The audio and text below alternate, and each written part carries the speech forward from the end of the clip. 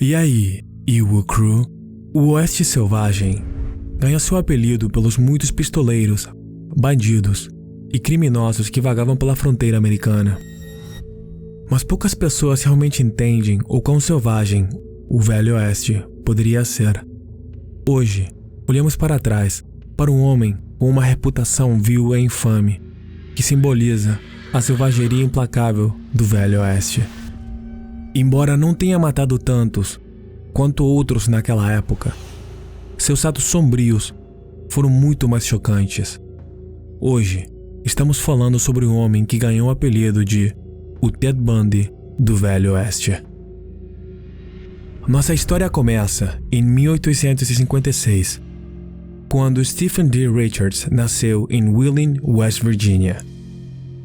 Sua família já era numerosa quando Stephen nasceu, com 5 irmãs e um irmão.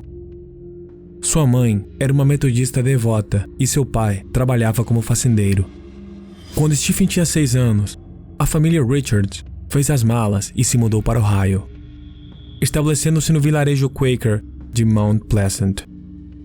Lá, Stephen frequentou a escola, onde era conhecido por ser um aluno bem comportado, e frequentava a escola dominical e a igreja regularmente.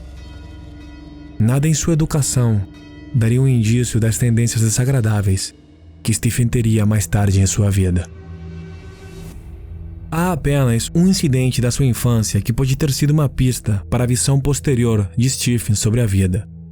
Quando criança, ele recebeu a tarefa de matar uma ninhada de gatinhos, o que ele fez batendo-os contra uma árvore.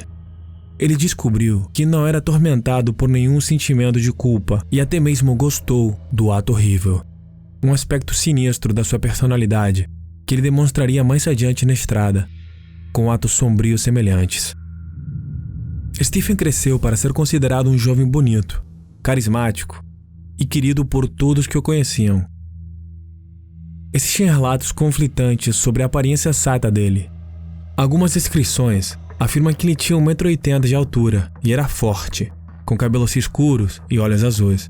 Mas outra descrição diz que ele tinha cabelos castanhos claros e olhos cinza escuros.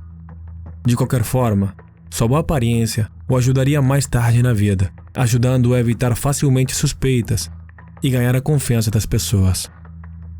O infortúnio finalmente atingiu a família Richard e em 16 de setembro de 1871, a mãe de Stephen morreu.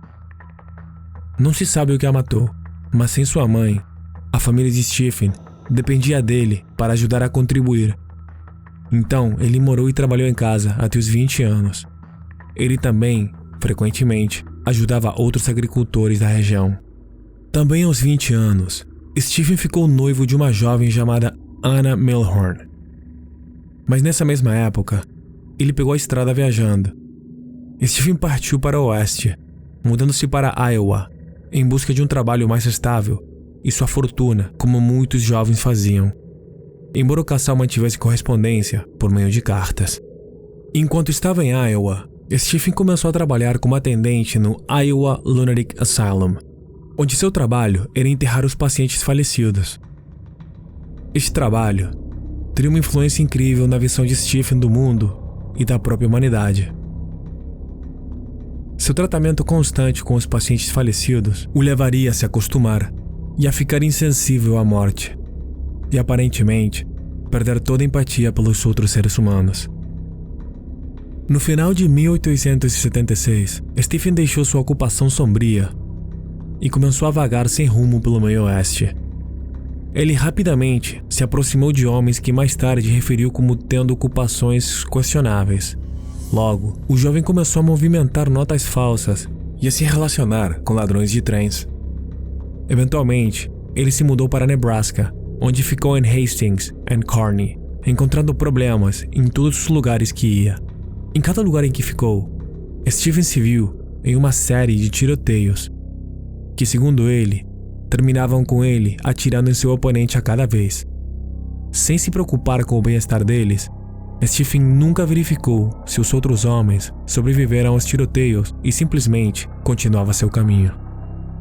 Enquanto Stephen vagava pela zona rural de Nebraska, ele se deparou com outros errantes, um dos quais o Stephen o conheceu enquanto viajava a cavalo. Os dois se iniciaram uma conversa. Eles decidiram acampar juntos perto de Dobbytown ou Sand Hills. Não está claro exatamente aonde. Para passar o tempo, Stephen e o homem começaram a jogar cartas e apostar, o que resultou em Stephen pegando quase todo o dinheiro do estranho. No dia seguinte, quando eles estavam indo para Kearney, o homem exigiu que Stephen devolvesse o dinheiro para ele, mas para a frustração do homem, Stephen recusou. O homem disse a ele: "Ou me devolve meu dinheiro, ou te mato." A resposta de Stephen foi sacar sua arma e atirar no homem logo acima do seu olho esquerdo. Ele verificou se o homem havia morrido antes de rolar seu corpo em um rio próximo, antes de continuar em seu caminho. Apesar de ser sua primeira morte confirmada, Stephen mostrou pouca pausa ou remorso e continuou sua viagem como se nada tivesse acontecido. Onde ele então se deparou com outro viajante. Este homem, entanto, comentou a Stephen que o tinha visto com outro estranho anteriormente e queria saber para que lado o homem tinha ido. Pegou por surpresa. Stephen negou ter conhecido o estranho que matou, mas descobriu que os dois homens eram sócios de negócios e que esse novo homem estava determinado a encontrá-lo. Ele continuou a perseguir Stephen, exigindo que ele explicasse o que havia acontecido ao homem com quem ele acampava. Incapaz de explicar que havia matado seu parceiro de negócios a sangue frio, Stephen percebeu que tinha apenas um curso de ação. Quando o homem virou as costas, Stephen atirou nele também, mirando na parte de trás de sua cabeça. Ele se desfez do corpo da melhor maneira que pode e levou os pertences do homem para vender, incluindo seu cavalo. Com outro feito sombrio nos livros, a contagem de corpos de Stephen estava aumentando rapidamente, mas ele estava apenas começando, especialmente porque estava se acostumando rapidamente com o assassinato. Stephen, então, viajou para ficar na casa de um de seus conhecidos desagradáveis, um conhecido ladrão de trens chamado Jasper Harrelson e sua esposa Mary. Enquanto ele chegou, Mary percebeu algo sombrio na aparência de Stephen. Suas roupas estavam manchadas de sangue. Em vez de negar ou inventar uma história inteligente para explicar, Stephen simplesmente respondeu, como se estivesse brincando, que o sangue era dos homens que tinha matado. Em algum momento, Stephen usou as notas falsas que estava passando para comprar um cavalo e uma charrete, que o vendedor logo descobriu serem falsos. Como a área era particularmente sem lei, o homem decidiu que precisava fazer justiça com as próprias mãos. Ele rastreou Stephen e exigiu que ele realmente pagasse pelo cavalo e pela charrete, ou os devolvesse. Stephen recusou, e o homem ameaçou prendê-lo, mas antes que ele pudesse pedir ajuda, Stephen atirou nele e o matou, antes de enterrar o corpo e seguir em frente novamente. Como provavelmente podem ver, Stephen tinha uma crescente falta de consideração pela vida humana. Em 1877, ele logo aumentou sua lista cada vez maior de vítimas, quando viajou com um jovem conhecido como Gimdi, com quem ele acabou tendo uma discussão violenta e também matou.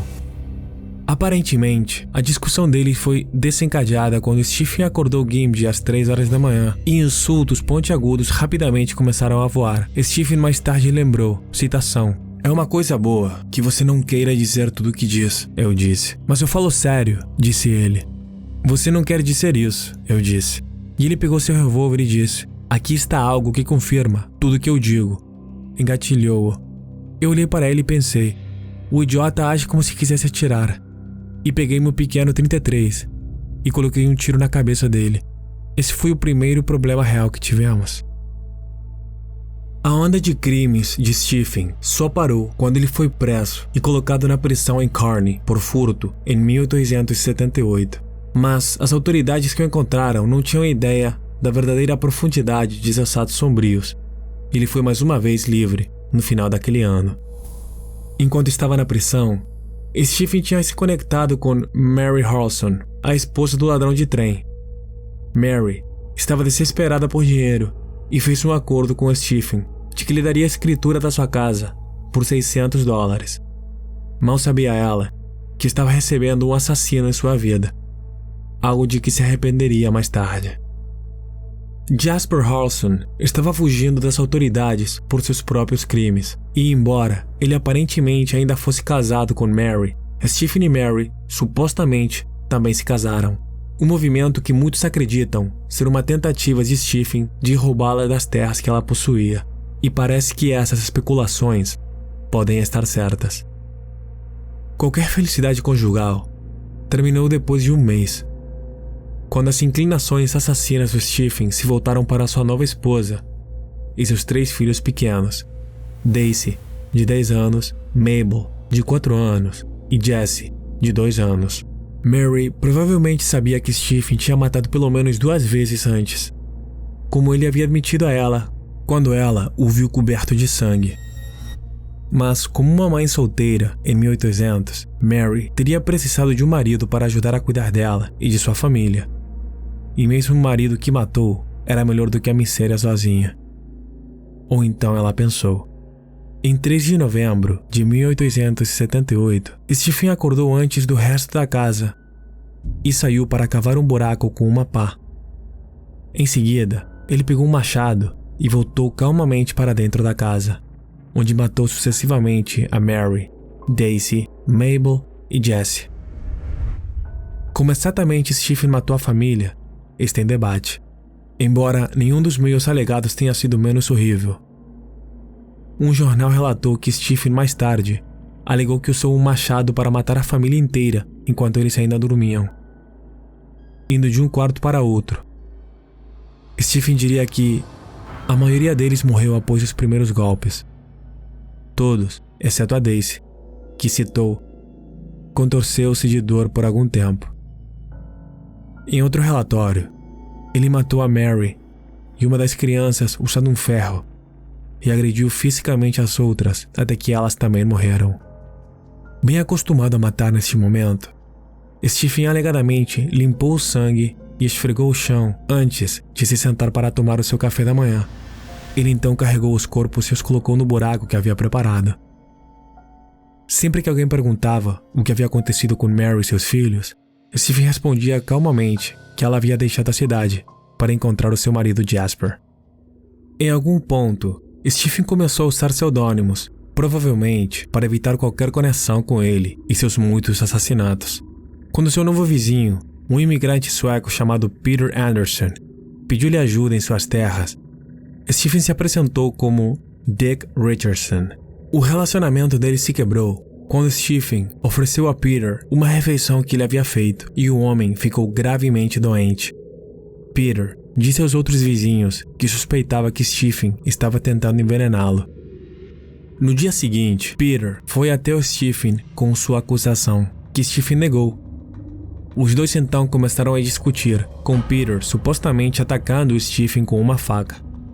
Não está claro exatamente o que aconteceu, mas Stephen acabou matando Peter com um martelo, uma machadinha ou atirando nele. De qualquer forma, ele enterrou o corpo de Peter sob uma pilha de carvão em seu próprio porão. Com esta última morte, Stephen acreditava que seus crimes logo o alcançariam.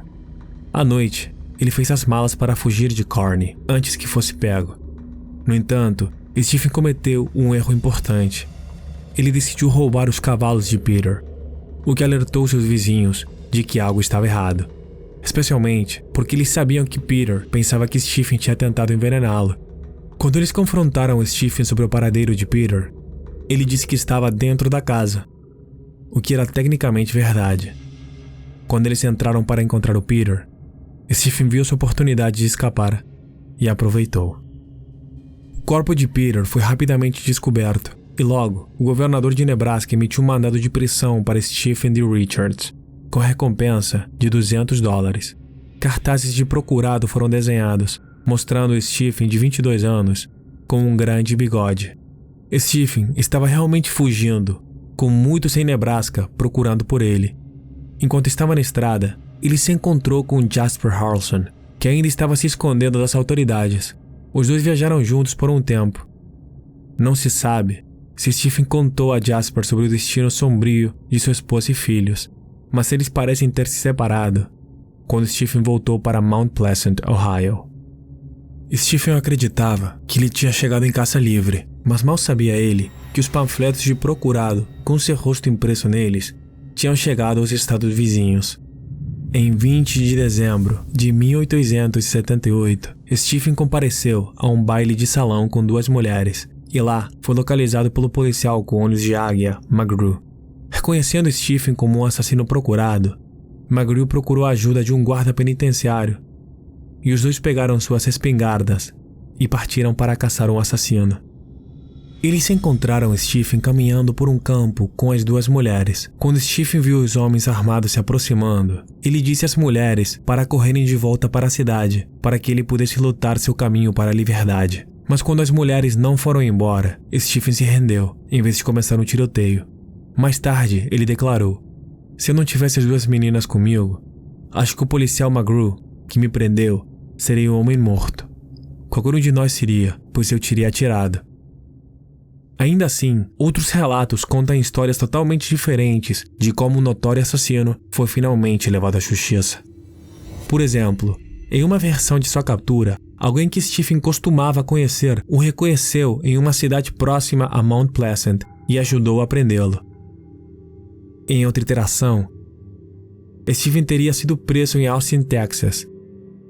Sendo uma figura tão notória, não é de se admirar que este assassino de sangue frio tenha sido envolto em tradição. Mas não importa como Stephen foi detido no final. O fato é que seu reinado de terror, felizmente, viu seu fim quando ele foi finalmente levado à justiça. Enquanto estava na prisão em Steubenville, Ohio, Stephen não negou mais seus crimes.